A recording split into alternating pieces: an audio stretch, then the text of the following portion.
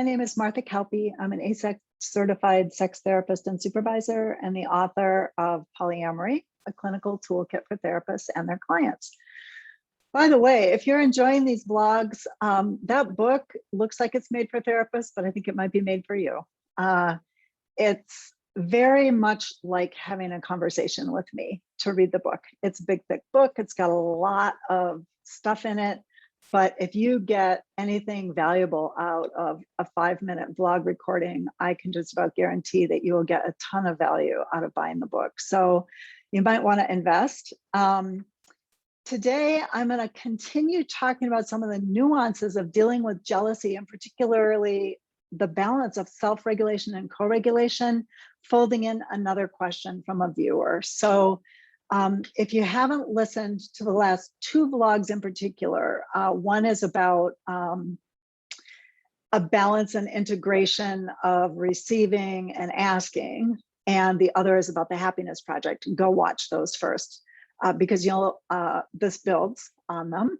And now I'm going to read another question that was sent to me. So, how do I figure out what I want and need? How do I dream the future? I will for sure talk about that soon. But now here's a little twist. The idea of shifting focus from what I'm afraid of to what I want makes sense to me. However, I found it feels very vulnerable to want things because I'm afraid it will be even more heartbreaking when I don't get them. All right. It also feels tricky to know what would really make me feel better. So go back 2 vlogs to asking, receiving for a discussion about how to ask for the right thing. That is such a deep question. I really appreciate this question. It is not easy to figure out what would make you feel better. So remember, anything external to you that you're thinking is going to make you feel better might or might not make you feel better.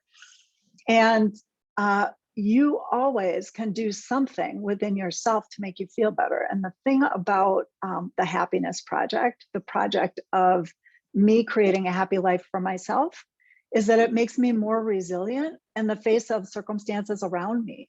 So I bounce back better from disappointment if I'm generally a little more robustly happy. And if I have multiple interests, I'm much more likely to bounce back from something that doesn't go my way. The thing is, I don't know about you, but I don't get my way regularly, multiple times a day, certainly many times every week, I don't get my way. And if it crushed me every time, I would not have any juice left to do my work or to make a vlog for you or to help my clients or write a book or any other project that I might want to do. So attending to what keeps me balanced, that's my most important business of my life, because it's from my foundation, however strongly I can build it. Strong, flexible foundation is what I bring myself to the world with, and it's what I bring myself to all my relationships with, professional and personal. So I cannot say enough about how important that foundation is. You have to have one, and you deserve to have one. It's your birthright to have one. And my dearest hope is that your partner wants you to have one, because your partner wants you to be a happy person.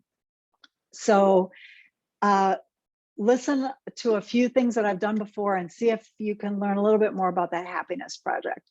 And then let me talk about, so shifting focus from what I want you to do for me that will make me happier, I think, to how I want to show up. What is that? This is a really important magic trick. So the example in this question is, it's tempting to say I want my partner not to see other people.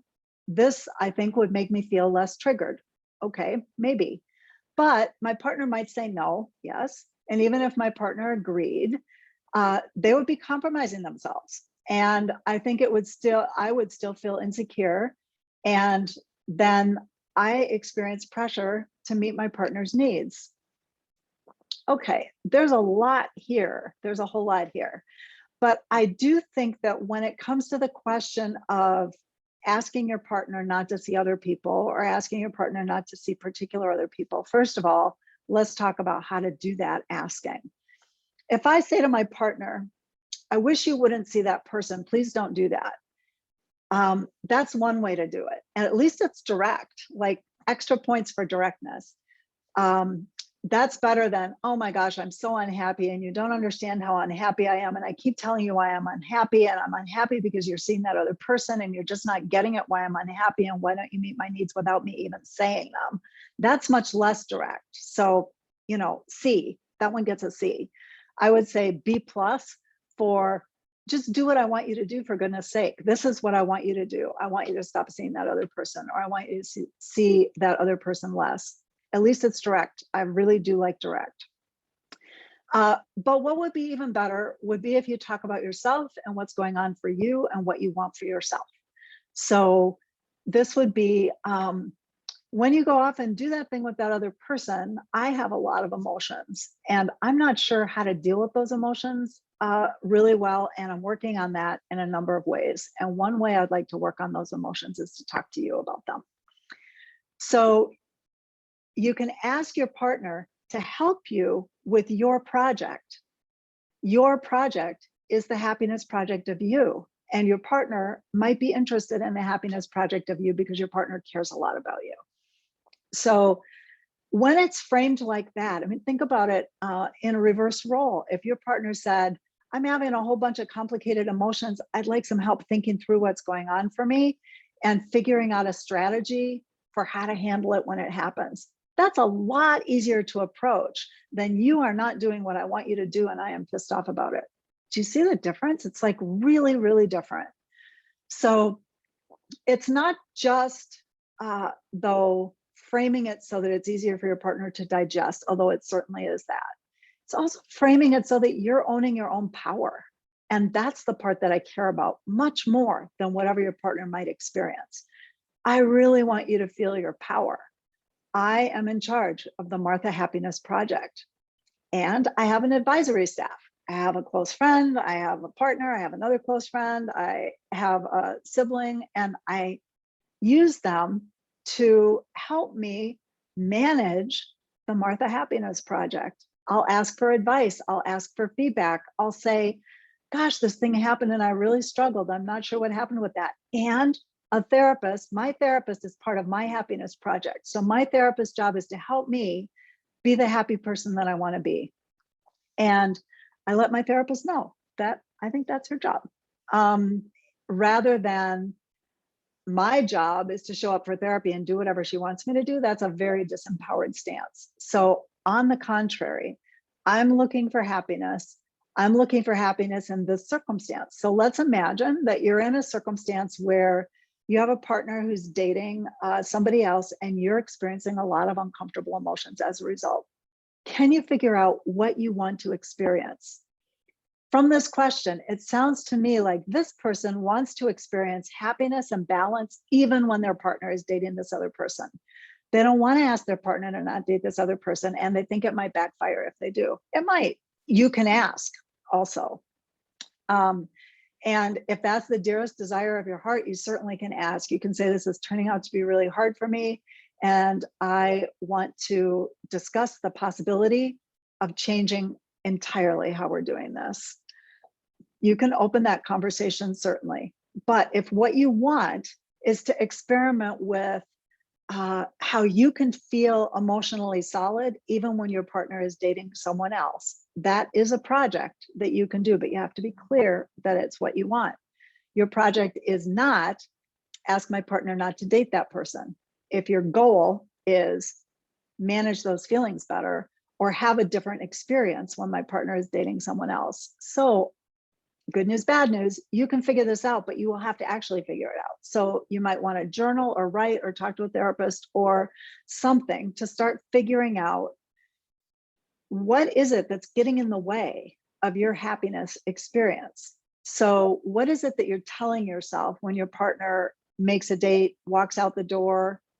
Where do the little blocks come up for you? When is it that you're like thinking or feeling something that's uncomfortable? Figure that out. And by the way, in my book, I have a big chapter on jealousy that has a ton of examples and a ton of different ways of looking at this and talks about all of this in much more depth. So I do highly, highly recommend it. And it also has some worksheets about personal change and some conversation about how you would make a change for yourself. And that is what we're talking about here. We're talking about figuring out what you want to experience. So right now, lots of uncomfortable feelings when my partner goes on a date, but what I want to experience is hardly any uncomfortable feelings when my partner still goes on a date. That it's very important to get clear that that's a change I want to make within myself that's not dependent on whether my partner goes on a date or doesn't go on a date. Very empowered, very strong project of personal change for myself. And what I can tell you about personal change for yourself is you can do it. Making someone else do something, that's an iffy project. And it's because you can't make anybody do anything. You can ask, you can make a request and see what your partner wants to do.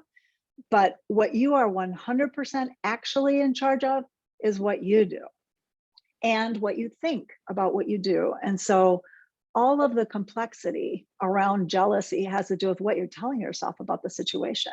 What are the stories that you're telling yourself that are making all the feelings happen? And would you like to try telling yourself different stories, blocking the stories you've got, distracting yourself with some fun stuff that you could be doing otherwise? Any of that can happen. And all of that can work. And you can also use them all at the same time. You can also be checking assumptions for some stories that are about comparisons or that are fatalistic stories you're telling yourself about the future of your relationship. You can check those out with your partner. So there are so many ways to work with this. Don't give up. And the reframe that you're asking me the question about is the most important part, which is shifting from what I want you to do because it'll make my life better to what I want for myself, even when things don't go my way. And then you learn what kind of capacity you have to create the life that you want. All right, I'm thinking warm, kind thoughts for you. I know the struggle is real, and feel free to ask me your questions. I'll tackle them one by one. I hope you have a great day.